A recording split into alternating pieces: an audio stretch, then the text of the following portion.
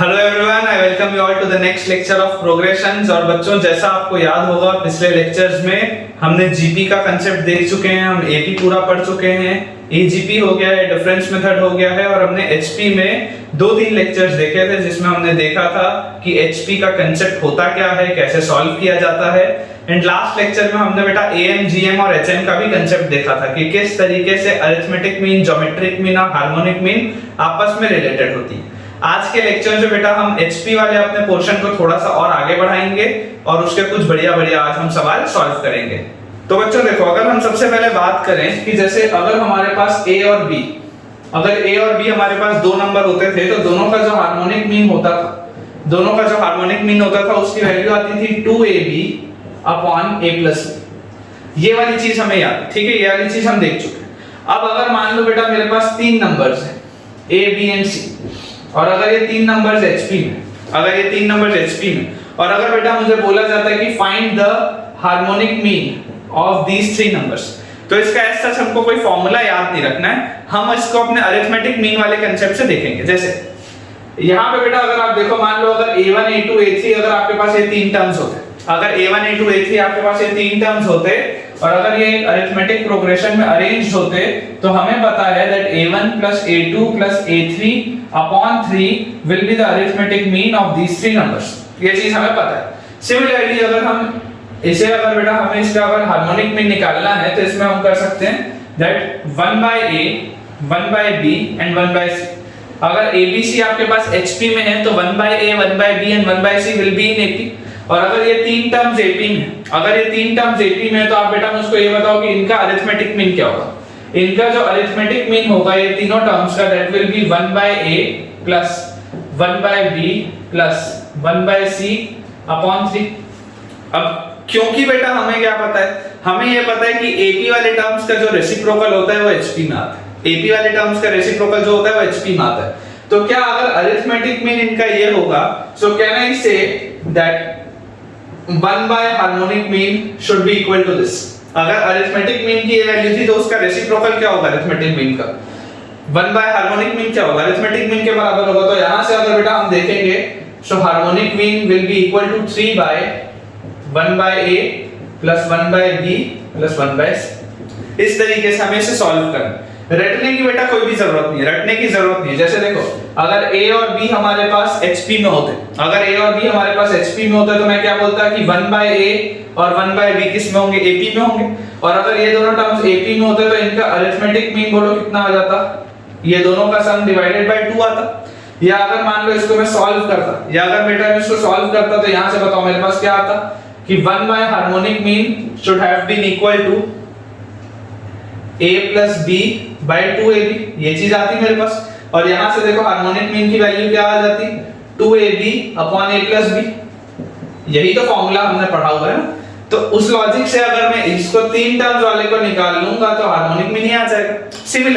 Similarly बेटा अगर मान लो मेरे पास दिया हुआ होता n टर्म्स, अगर मान लो बेटा मुझे यहाँ पे दिया हुआ होता कि मेरे पास a1 a2 a3 a4 ऐसा करके n terms and these n terms are in HP।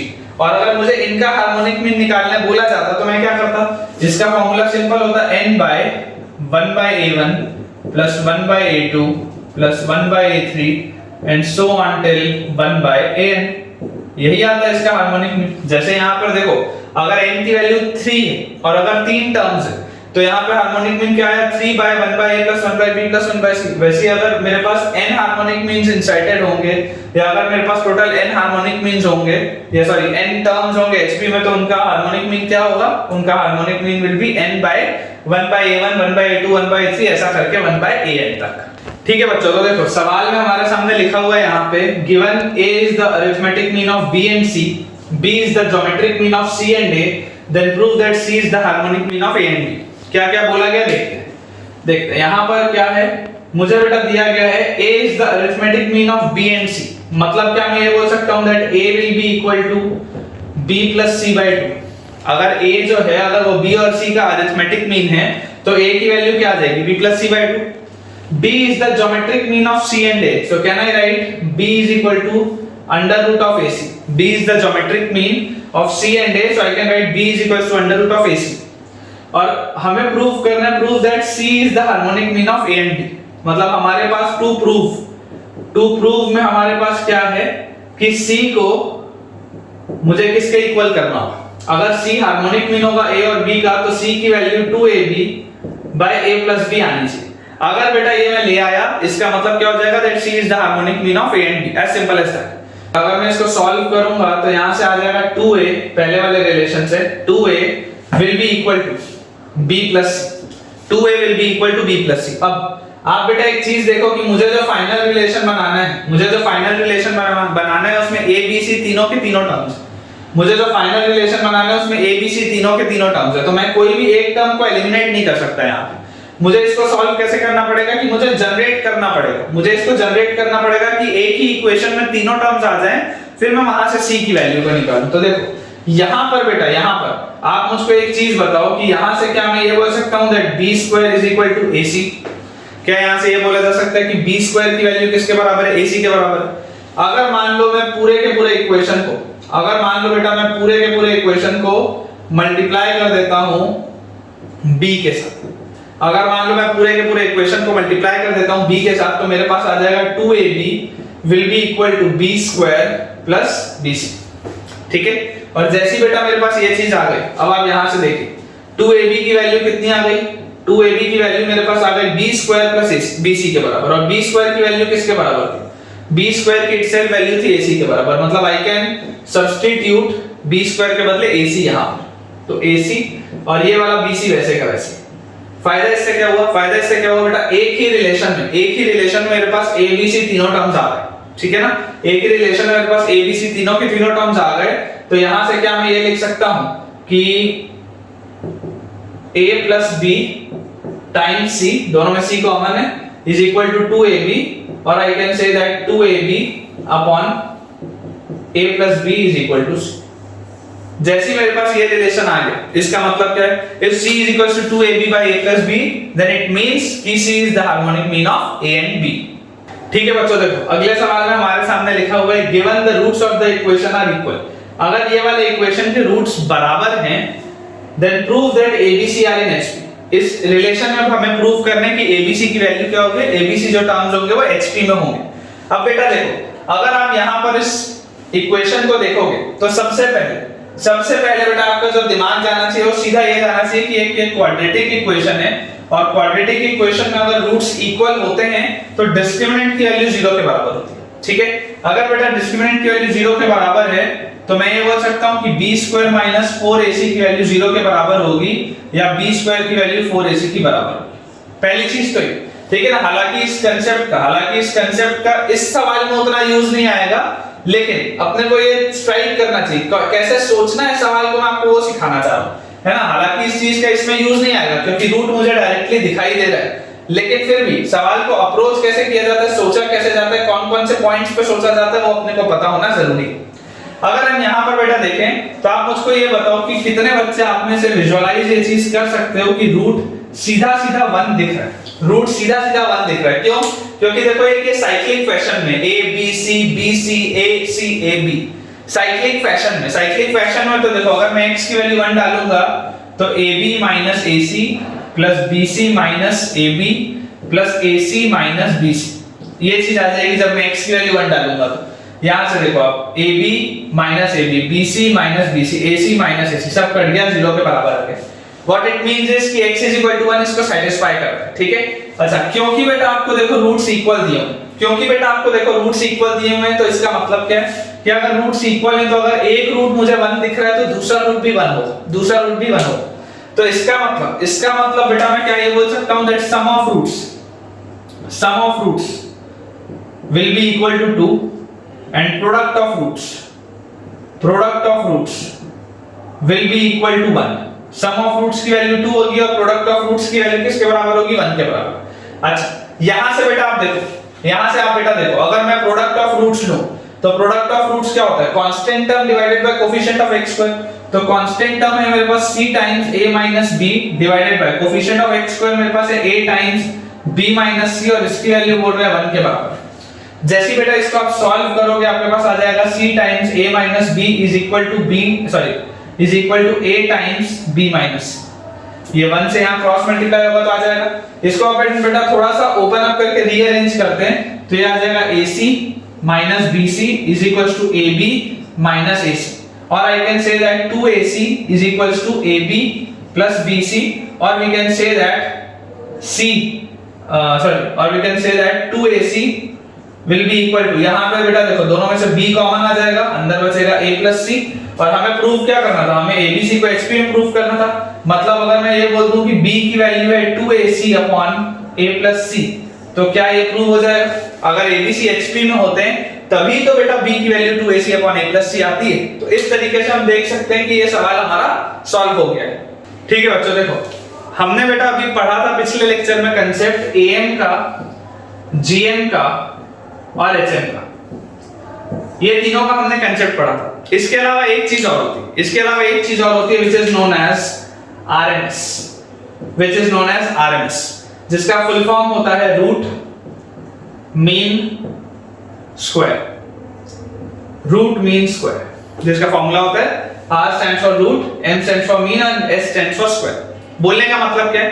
बोलने का बेटा मतलब ये कि अगर मान लो A और B दो टर्म्स हैं, अगर a और b दो टर्म्स हैं और अगर आपको बोला जाता है कि calculate the RMS of a and b, जैसे am अगर बोलता है a और b का तो क्या बोलते हैं a plus b by 2, अगर gm बोलता है तो क्या बोलते हैं रूट ab, अगर hm बोलता है तो क्या बोलते हैं 2ab by a plus b। वैसे ही अगर RMS बोला जाता है ऑफ a एंड b तो हम क्या करेंगे, पीछे से देखो सबसे पहले क्या लिखा हुआ है, स्क्वायर लिखा हुआ है तो दोनों टर्म्स को स्क्वायर कर दो।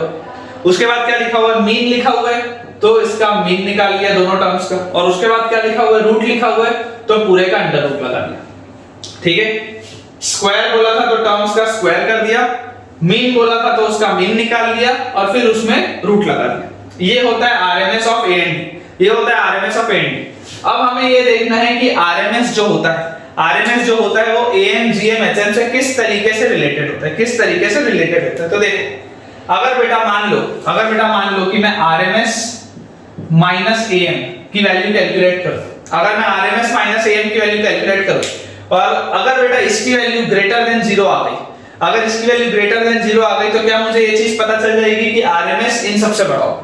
ठीक है, करके देखते हैं। RMS हो गया under root of a square plus b square by 2, और इसमें से अगर मैं माइनस कर दूं, अगर इसमें से बेटा मैं माइनस कर दूं a प्लस b बाय 2, ये उनका मीन होता है। RMS वाले में से अगर मैं माइनस कर दूं a प्लस b बाय 2 तो अब बेटा इसमें मुझे क्या करना है, इसमें बेटा मुझको कंप्यूट करने की कोशिश करनी है कि क्या ये पूरी की पूरी चीज पॉजिटिव है या नेगेटिव है। तो देखो बेटा अगर मुझे इसको कंप्यूट करना है कि ये दोनों में से बड़ा कौन है, तो फिलहाल के लिए मान लेते हैं कि भैया इससे बड़ा भी हो सकता है, बराबर भी हो सकता है, छोटा भी हो सकता है, मुझे नहीं पता। बड़ा भी हो सकता है, बराबर भी हो सकता है, छोटा भी हो सकता है, मुझे नहीं पता। एक बार हम इसको सॉल्व करने की कोशिश करते हैं।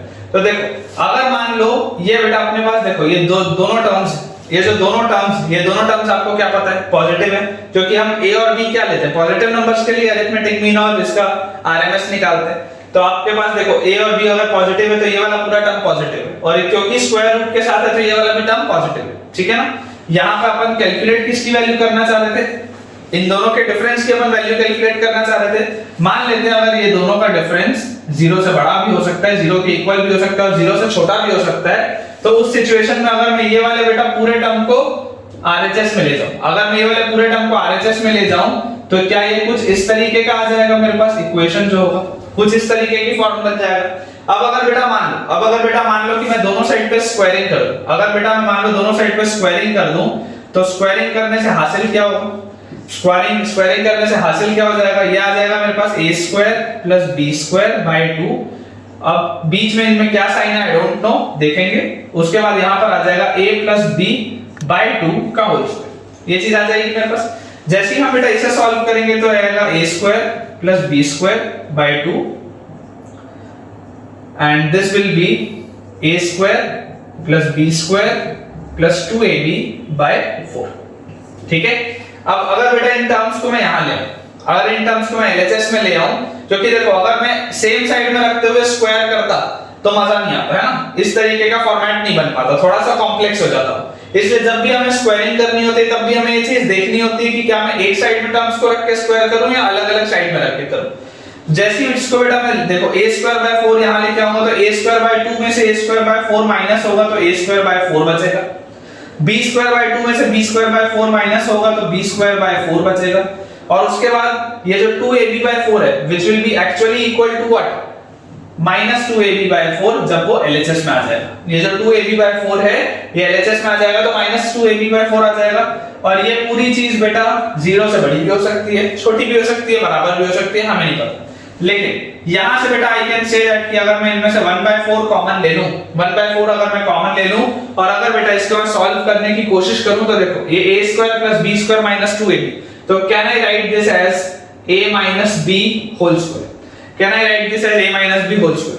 अब ये जरूर मुझको पता है यहां पर, क्योंकि ये परफेक्ट स्क्वायर बन गया, तो ये जरूर मुझको पता है that this can never be less than 0, this can never be less than 0, it can be greater than 0 और it can be equal to 0। ये लेस देन 0 कभी नहीं हो सकता, ये लेस देन वाली चीज कभी नहीं हो सकती। So I can safely remove this, I can safely remove this. So इससे बेटा हमारे पास मिला क्या, इससे हमारे पास ये मिल गया that RMS is always greater than और equal to arithmetic mean. Equal कब आ जाएगा, जब a और b इक्वल हो जाएंगे। इक्वल कब आ जाएगा, जब a और b इक्वल हो जाएंगे। तो ये बेटा अपने पास पूरा का पूरा रिलेशन आ चुका है, और हमें पता है कि am जो होता है वो हमेशा gm से या उससे बराबर होता है, और ये hm जो होता है वो सबसे छोटा होता है, ठीक है ना। RMS is greater than or equal to AM is greater than or equal to GM is greater than or equal to HM। Equality सिर्फ और सिर्फ तब आएगी जब दोनों numbers A and B same हों, ठीक है। ये बहुत इंपॉर्टेंट चीज है बेटा, कई बार हमें RMS की चीज पता नहीं होती, कई सारे इंस्टीट्यूट्स में नहीं भी कराया जाता। हालांकि RMS जो बेटा टर्म है या फिजिक्स में ही पढ़ेंगे, केमिस्ट्री में पढ़ेंगे, लेकिन वो जब आपका 11th एंड होने वाला होगा उसमें आएगा, बट मैथ्स में अपने को शुरू में भी ये पढ़ना जरूरी है, ठीक है बच्चों। देखो अगला सवाल हमारे सामने लिखा हुआ है, आज हम काफी सारे सवाल कर रहे हैं जैसा आप देख पा रहे होंगे, और इसके बाद बेटा हम एक आखिरी लेक्चर और रखेंगे प्रोग्रेशंस का, जिसमें हम प्रोग्रेशंस को पूरा वाइंड अप करेंगे। आज के भी लेक्चर में इस सवाल के बाद मैं आपको कुछ जेई एडवांस के और जेई मेंस के सवाल कराऊंगा जो एचपी से रिलेटेड हैं या मिसलेनियस कोई भी पूरे के पूरे कॉम्बिनेशन से रिलेटेड हो सकते हैं। और एक बार हम अगले लेक्चर में भी वैसे कुछ सवाल कर लें तो हम कॉन्फिडेंटली फिर बोल पाएंगे कि हमारा पूरा का पूरा प्रोग्रेशन टॉपिक बढ़िया से हो चुका है। चलिए, इस सवाल में बेटा लिखा हुआ है हमारे पास given ABC are 3 distinct real positive numbers, ठीक है ना, डिस्टिंक्ट हैं, रियल हैं और पॉजिटिव नंबर्स हैं, और ये HP में, ABC किस में दिए हुए हैं, HP में दिए हुए हैं। इसको मार्क कर लेते हैं, हो सकता है आगे यूज आ जाए। प्रूव दैट a की power n plus c raise to the power n is greater than 2b raise to the power n। हमें ये चीज प्रूव करनी है। तो आप बेटा मेरे को एक चीज समझाओ, कि if I take two numbers as a raised to the power n and c raised to the power n, if I take two numbers as a raised to the power n and c raised to the power n, so can I write that am is always greater than gm for these two numbers? क्यों? क्योंकि मुझे पता है a और c अलग अलग है ना, अलग अलग है, तो बेटा बीच में इक्वालिटी लगाने है तो बेवकूफी है। तो अगर मैं बोल दूं कि am is greater than gm, अगर मैं बोल दूं am is greater than gm, तो बोलो इनका am क्या होगा, am will be a raised to the power n plus c raised to the power n by 2, और इनका जो gm होगा वो कितना आ जाएगा, under root of a raised to the power n times c raised to the power n। ये चीज मेरे पास आ जाएगी, am is greater than gm। अच्छा, इस चीज को बेटा हम और कैसे लिख सकते हैं, इस चीज को अगर हम और चाहें तो इसको हम बेटा लिख सकते हैं AC raised to the power n। इस पूरी चीज को हम लिख सकते हैं AC raised to the power n। अब देखो ये a raised to the power n plus c raised to the power n is greater than कितना आ गया, a raised to the power n plus c raised to the power n by 2। ये पूरा का पूरा मेरे पास बेटा बड़ा आ रहा है AC raised to the power n by 2। ये पूरा का पूरा मेरे पास बड़ा आ रहा है AC raised to the power n by 2। Imagine करो अगर बेटा मैं आपको बोलता हूं now consider two numbers as a and c, now consider two numbers as a and c, and if I say that gm is always greater than hm, geometric mean is always greater than harmonic mean, और अगर मैं इसे solve करूं तो यहां से देखो a और c का geometric mean will be under root of ac and a और c का harmonic mean will be 2ac by a plus c, 2ac by a plus c। और पूरा का पूरा बेटा खेल यहीं पे, क्यों? क्योंकि ABC बेटा आपके पास HP में दिए हुए थे, ABC आपके पास HP में दिए हुए थे, तो अगर ABC HP में था तो a और c का हार्मोनिक मीन क्या होगा? a और c का हार्मोनिक मीन होगा b, मतलब इस पूरे की वैल्यू किसके है, किसके बराबर है, b के बराबर है। तो यहां से क्या मैं ये बोल सकता हूं that root of ac is greater than b, root of ac is greater than b। तो यहां पर देखो आप बेटा, यहां पर आप देखो कि हमारे पास क्या लिखा हुआ है, a raised to the power n plus c raised to the power n by 2 is greater than ac raised to the power n by 2, ठीक है। या हम ऐसा क्या इसको बोल सकते थे, क्या इसको मैं ऐसा बोल सकता कि इस पूरे का power 1 by n is greater than root ac, ऐसा बोल सकता था क्या, ठीक है। और रूट ac इन टर्न किससे बड़ा है, b से बड़ा है। रूट ac इन टर्न किससे बड़ा है, b से बड़ा है। So can I say that a raised to the power n plus c raised to the power n by 2 is greater than b, और इस पूरे का power 1 by n, a raised to the power n plus c raised to the power n by 2 raised to the power 1 by n is greater than b। ये वाली चीज को आप हटा देते हैं, क्यों, क्योंकि मुझे फाइनल रिलेशन है तो b लेके आना है, ठीक है। अगर ये चीज मेरे पास आ गई तो कैन आई राइट कि a की पावर n प्लस c की power n by 2 should be greater than b raised to the power n, और ये वाले 2 को जब मैं उधर ले जाऊंगा तो क्या वो चीज आ जाएगी जो मुझे लेके आना, ठीक है ना। बहुत बढ़िया तरीके से बेटा इसमें am gm hm तीनों का ही कांसेप्ट यूज हुआ है, ठीक है बच्चों। देखो इस सवाल में हमारे सामने लिखा हुआ है if the roots of the equation are in hp, अगर ये वाला जो इक्वेशन है इसके रूट्स जो हैं से अल्फा बीटा एंड गामा, अगर ये तीन रूट्स बेटा hp में मेरे पास दिए हुए हैं तो find the middle root, find the middle root मुझको ये बोला जा रहा है, ठीक है। So can I say that 1 by alpha 1 by beta and 1 by gamma, 1 by alpha 1 by beta and 1 by gamma will be in AP। क्या ये चीज समझ में आती है, ठीक है। मतलब कि अगर मैं कोई एक ऐसा रिलेशन निकाल लूं, मतलब कि अगर मैं कोई एक ऐसा रिलेशन निकाल लूं जो इसका रेसिप्रोकल वाला हिसाब करे तो क्या उसके टर्म्स AP में होंगे।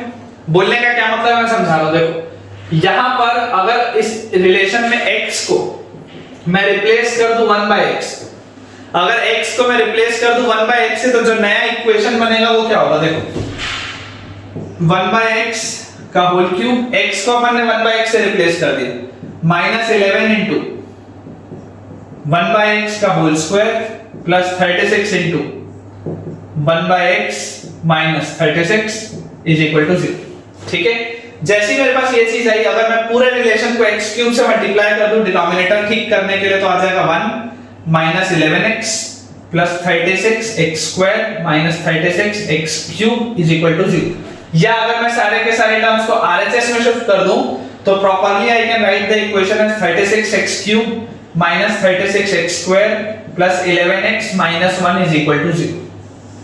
ये मेरे पास रिलेशन आ गया, ये इक्वेशन दिया हुआ था और मैंने इससे ये इक्वेशन बना लिया। किया मैंने क्या, मैंने x को 1 by x से रिप्लेस कर दिया। बेसिकली x है क्या, x is the root, x is the root. तो अगर मैं x को 1 by x से रिप्लेस कर देता हूं मतलब इस रिलेशन के जो रूट्स होंगे, इस रिलेशन के जो रूट्स होंगे they will be in AP। इस रिलेशन के जो रूट्स होंगे they will be in AP। अगर बेटा ये रूट्स AP में, अगर बेटा ये रूट्स AP में है तो आप एक सिंपल सी बात समझो कि I can assume the roots to be a minus d, a and a plus d, a minus d, a and a plus d। अगर मैं इस तरीके से मान लो रूट्स को अज्यूम कर लूं तो आप बेटा मुझको एक बहुत सिंपल सी चीज बताओ कि मिडिल वाला रूट क्या होगा, a होगा। 100% श्योर है कि भैया a minus d उससे छोटा होगा, a plus d उससे बड़ा होगा, मिडिल वाला रूट तो a ही होगा। तो अगर मैं यहां पे बोलता हूं कि सम ऑफ रूट्स बताओ कितना है, अगर मैं बोलता हूं सम ऑफ रूट्स बताओ कितना है तो सम ऑफ रूट्स कितना आ जाएगा, a minus d, a और a plus d मतलब 3 है, सम ऑफ रूट्स आ जाएगा 3 है। और सम ऑफ रूट्स का फार्मूला क्या होता है, सम ऑफ रूट्स का बेटा कोफिशिएंट के साथ जो रिलेशन होता है it is minus times of coefficient of x square divided by coefficient of x cube, that gives me minus times of minus 36 divided by 36 which is equal to 1, which is equal to 1। तो अगर 3a की value 1 के बराबर है तो can I say that a is equal to 1 upon 3, a is equal to 1 by 3। तो जो middle root है, जो मिडिल रूट है इस रिलेशन का, जो मिडिल रूट है इस रिलेशन का वो क्या हो जाएगा 1 by 3। अब अगर बेटा a की वैल्यू 1 by 3 आई, अगर बेटा a की वैल्यू 1 by 3 आई है तो आप देखो ये a जो था वो इसका रूट था, a जो था वो इसका रूट था। हमें किसका रूट देखना है, हमें hp का रूट देखना है, ये वाले में रूट को देखना ना। आपके पास जो रूट्स हैं वो hp में दिए हुए हैं तो इसका मतलब क्या मैं ये बोल सकता हूं कि अगर a की वैल्यू 1 by 3 है मतलब अगर 1 by 3 एक जो टर्म है अगर वो इस AP वाले का है तो जो इसका रूट होगा दैट विल बी 3, उसका रेसिप्रोकल, इसका जो रूट होगा दैट विल बी 3। तो यहां से आप देखो, अगर हम देख लेते हैं रख के कि सेटिस्फाई हो रहा है या नहीं हो रहा, तो यहां पे बेटा जैसे आप इसको रखोगे तो 3 का cube will be 27 minus 11 into 3 का स्क्वायर इज 9 प्लस 36 इनटू 3 और माइनस 36।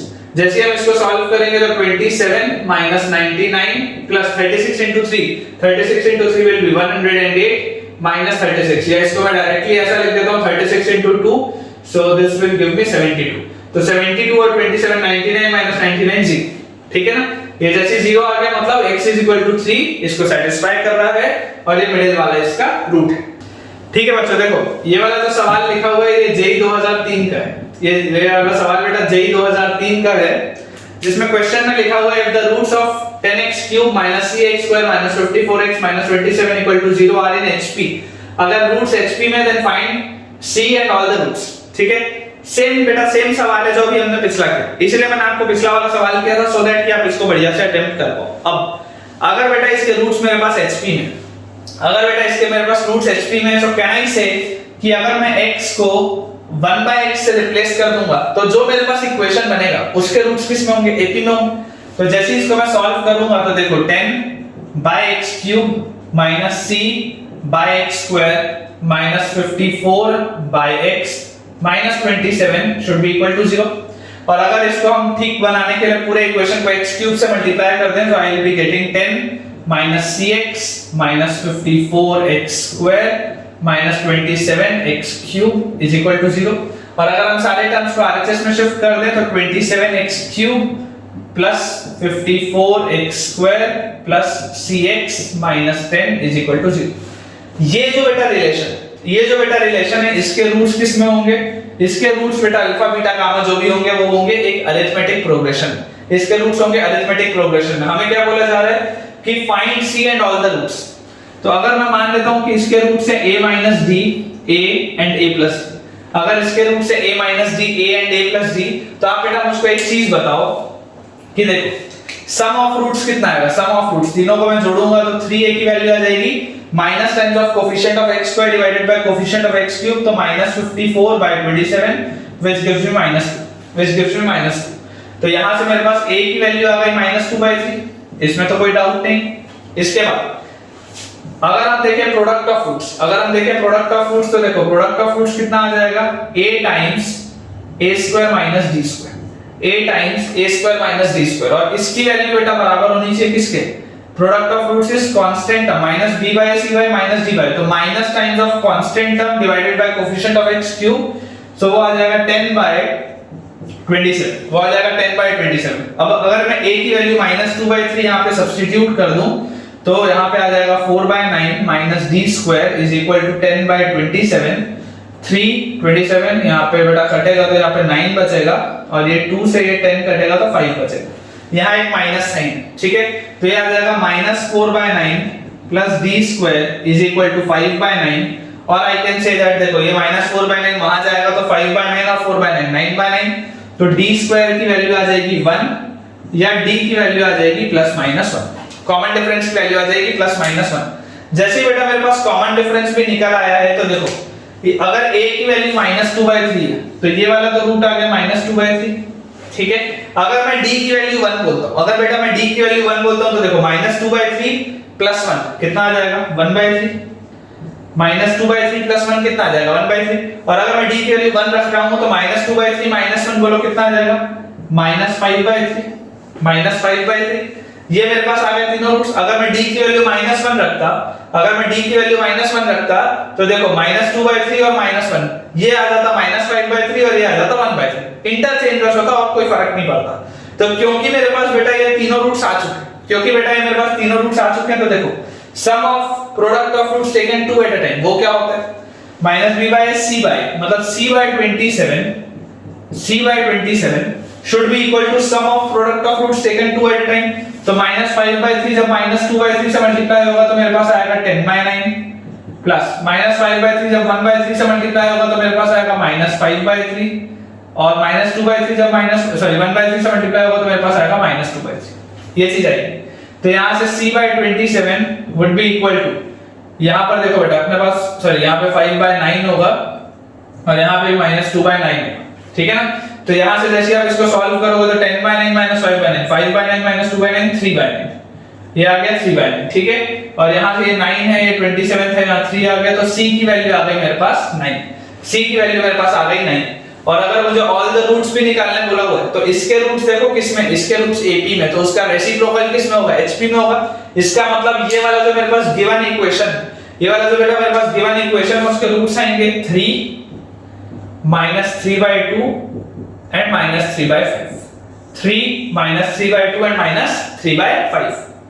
ठीक है बच्चों, आज के लेक्चर का लास्ट सवाल है, लिखा हुआ है total number of run scored in n matches is, ये कॉम्प्लेक्स है, एक इक्वेशन लिखा हुआ है where n is greater than 1 and runs scored in the kth match are given by k times 2 raised to the power n plus 1 minus k, जहां पर k की value 1 से n के बीच में है, तो फाइंड n। जेई 2005 का सवाल है, देखने में जरूर बेटा ये सवाल बहुत कॉम्प्लेक्स है, लेकिन अगेन अगर हम स्टेप बाय स्टेप आगे बढ़ेंगे तो सवाल सॉल्व करना इजी, ठीक है। यहां पर देखो आपके पास क्या क्या लिखा हुआ है, सबसे पहले तो ये देखते हैं।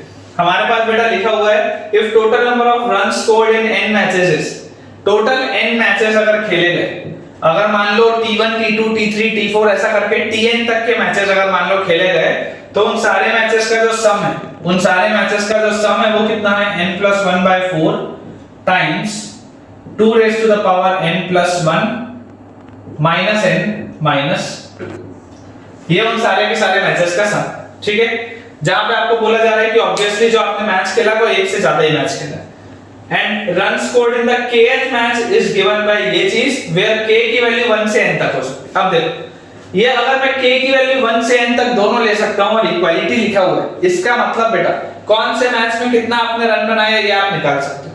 यहां पर आप देखो kth मैच में आपको कितना दिया हुआ है कि अगर मान लो मैं k की वैल्यू 1 रखता हूं, अगर मान लो मैं k की वैल्यू 1 रखता हूं, तो जो पहला मैच होगा इसका मतलब क्या है, इसका मतलब है फर्स्ट मैच।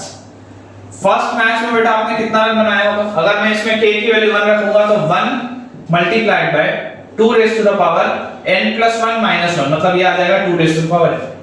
अगर मान लो मैं k की वैल्यू 2 रखता हूं, इसका मतलब सेकंड मैच में मैंने कितना रन बनाया होगा, तो अगर मैं k की वैल्यू 2 रखता हूं तो 2 multiplied by 2 raise to the power n plus 1 minus 2, मतलब n minus 2, ठीक है।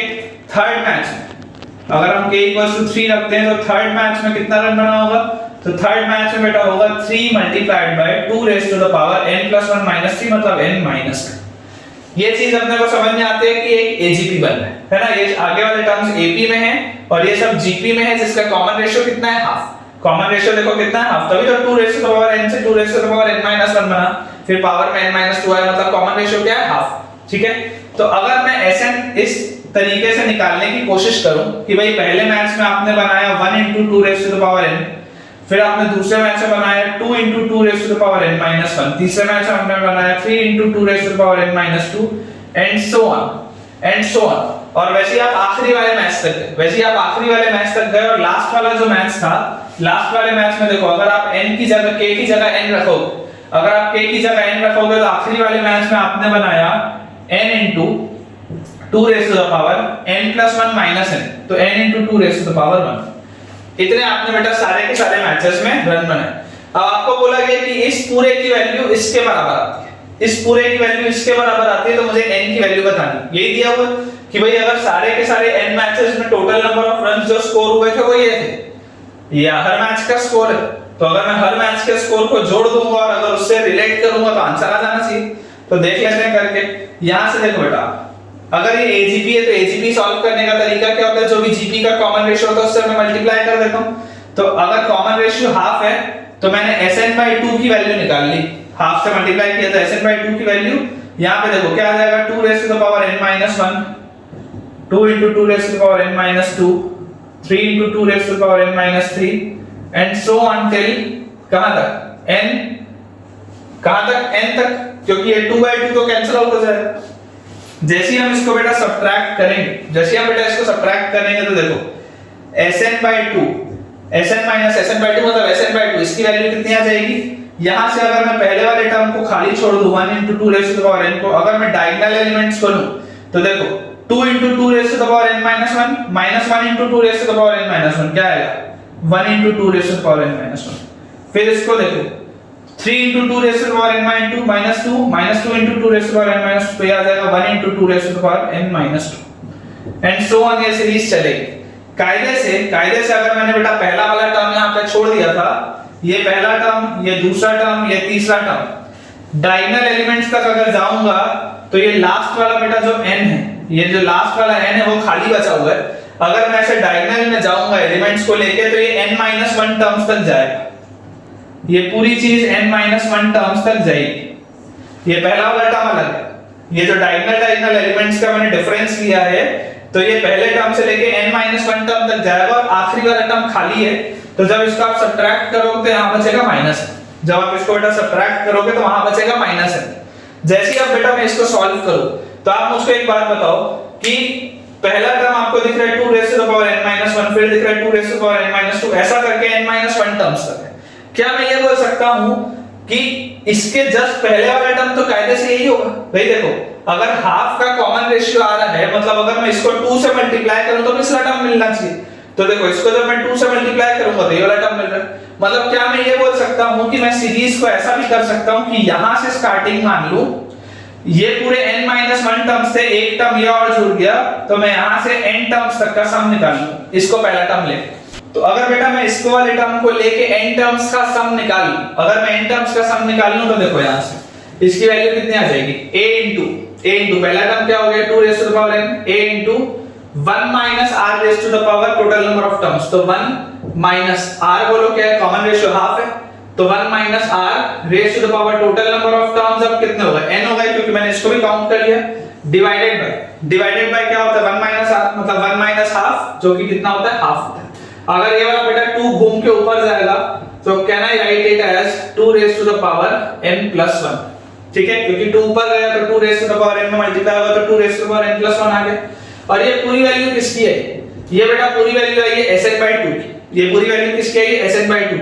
तो क्या मैं Sn को, अगर मैं 2 को भी यहां पे क्रॉस मल्टीप्लाई कर दूं तो 2 raised to the power n plus 1 वैसा ही रहने देता हूं, क्योंकि मुझे कंपेयर करना है, ठीक है। यहां अपन ऐसा कर लेते हैं कि Sn को, ये वाले 2 को मैं यहां ले आता हूं, तो 2 आ गया यहां पे, और ये वाला जो 2 की पावर n plus 1 है इसको मैं अंदर मल्टीप्लाई कर देता हूं, क्योंकि मुझे कंपेयर करना ऊपर वाले से।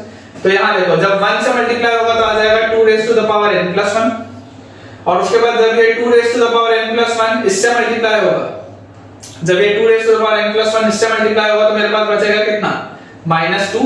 और एक चीज बेटा अपन ने यहां पे स्किप कर दी, देखो यहां पे पीछे माइनस n और लिखा हुआ था। ये जब Sn/2 हम निकाल रहे थे तो इस पूरे में n टर्म्स के बाद ये -n और लिखा हुआ था, तो मतलब यहाँ पे एक -n और था।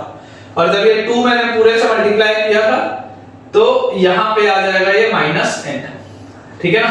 देखो ये 2 raised to the power n plus 1 से मल्टीप्लाई हुआ तो ये आया, 2 raised to the power n plus 1 जब 2 raised to the power n से डिवाइड होगा तो यहाँ पे 2 बचेगा, और जब ये दोनों से मल्टीप्लाई हो गया उसके बाद ये -n अंदर खाली का खाली, ये वाले 2 से मैंने पूरे को मल्टीप्लाई कर दिया। तो यहाँ पर देखो ये वाली जो चीज लिखी हुई है और ये वाली जो चीज लिखी हुई है बिल्कुल सेम है। और अगर मैं देखूं कि यहाँ पर 2 लिखा हुआ है और यहाँ पर क्या लिखा हुआ है n plus 1/4, तो अगर ये दोनों सेम है, अगर ये दोनों सेम है तो can I say that n plus 1/4 should be equal to 2। और जैसे आप इसको यहाँ से सॉल्व करोगे तो n plus 1 की वैल्यू आएगी 8 या n की वैल्यू आएगी 7। इसका मतलब कि वो बैट्समैन ने या वो जो भी प्लेयर था उसने टोटल 7 मैचेस में ये पूरा का पूरा प्ले किया होगा और उसके बाद इतने उसने रन्स बनाए होंगे। So with this बच्चों we have come to the end of today's lecture and I believe आपको आज का लेक्चर बढ़िया से समझ में आया होगा। इसके बाद हम बस एक लेक्चर और रखेंगे जिसमें हम कुछ और पास्ट ईयर के क्वेश्चंस और बढ़िया सवालों की प्रैक्टिस करेंगे एंड उसके बाद हम अपना क्वाड्रेटिक इक्वेशन वाला चैप्टर स्टार्ट करेंगे। वीडियो अगर आपको पसंद आया तो जरूर वीडियो को लाइक करें, चैनल को सब्सक्राइब करना ना भूलें और इस वीडियो के लिंक को ज्यादा से ज्यादा अपने फ्रेंड से शेयर करें सो दैट कि सबकी बेनिफिट हो पाए। जब तक हमारा अगला लेक्चर नहीं आता तब तक के लिए thank you very much for watching this video.